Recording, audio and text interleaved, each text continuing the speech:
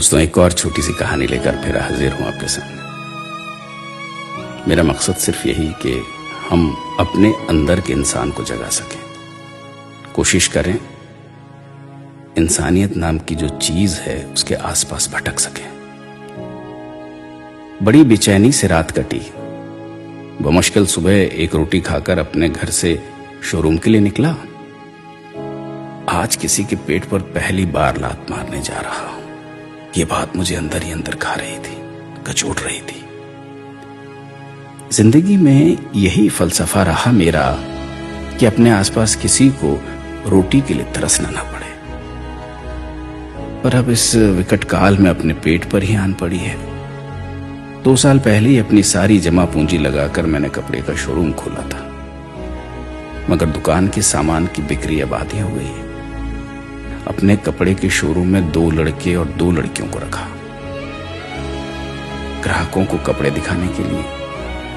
आप उन्हें sales person भी कह सकते हैं। लेडीज डिपार्टमेंट की दोनों लड़कियों को निकाल नहीं सकता था। एक तो कपड़ों की बिक्री उन्हीं की ज्यादा है, दूसरा वो दोनों बहुत गरीब हैं। 2 लड़कों में से एक पुराना है, वो घर में इकलौता कमाने वाला है, और वो जो नया लड़का है राहुल, मैंने उसी पर विचार किया है। शायद उसका एक भाई भी है जो अच्छी जगह नौकरी करता है, और वो खुद तेज तर्रार और हंसमुख भी है। उसे कहीं और काम मिल सकता है। इन 5 महीनों में मैं बिल्कुल टूट चुका हूं। हालात देखते हुए एक वर्कर कम करना मेरी मजबूरी है। अब यही सब सोचता हुआ दुकान पे पहुंचा। 4 आ चुके थे। मैंने 4 को बुलाया और बड़े ही उदास होकर मैंने बोला, देखो, दुकान की अभी की स्थिति तुम सबको पता है। मैं तुम सबको काम पर नहीं रख सकता। उन 4 के माथे पे चिंता की लकीरें मेरी इन बातों के साथ गहरी होती चली गई। मैंने बोतल के पानी से अपने गले को तर किया। किसी एक का हिसाब आज मैं कर देता हूं। राहुल, तुम्हें कहीं और काम ढूंढना होगा। जी अंकल। उसे पहली बार मैंने इतना उदास देखा था। बाकियों के चेहरे पर भी कोई खास खुशी महसूस नहीं हुई मुझे। एक लड़की जो शायद उसी के मोहल्ले से आती है, कुछ कहते कहते रुक गई। मैंने ही पूछ लिया, क्या बात है बेटी, तुम कुछ कह रही थी? अंकल जी, इसके भाई का भी काम कुछ 1 महीने पहले छूट गया है। इसकी मां बीमार रहती है। नजर राहुल के चेहरे पर गई।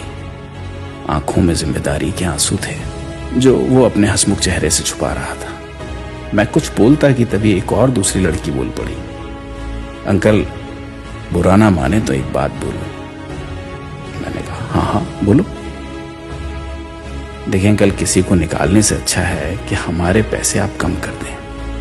12,000 की जगह आप 9,000 ही हमें दें। मैंने बाकियों की तरफ देखा। हाँ साहब, हम इतने से ही काम चला लेंगे। बच्चों ने मेरी परेशानी को आपस में बांटने का सोच मेरे मन के बोझ को कम जरूर कर दिया था। पर तुम लोगों को ये कम तो नहीं पड़ेगा ना? नहीं साहब, कोई साथी भूखा रहे इससे अच्छा है हम सब अपना निवाला थोड़ा कम कर दें।